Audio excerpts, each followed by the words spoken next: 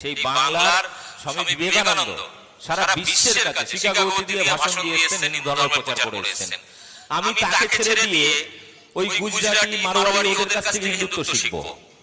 গুজরাটি মারোয়াড়ি স্বাধীনতার জন্য প্রাণ দেয়নি, এই বাঙালি রক্ত দিয়েছে। ভারতের সব থেকে বেশি রক্ত দিয়েছে মুসলিমরা, আর আমি ওদের থেকে দেশভক্তি শিখবো। কে ভাই তুমি?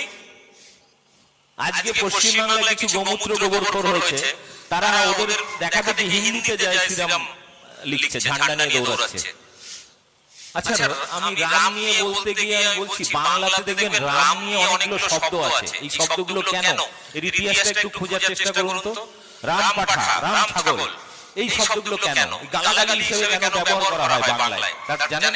কারণ রামকে বাঙালিরা জীবনে কোনোদিন পছন্দই করতো না। কারণ রাম বাংলার কোনো কালচার বা কোনো সংস্কৃতির সঙ্গে নেই, ছিল না কোনো কালে, কোনো কালে ছিল না।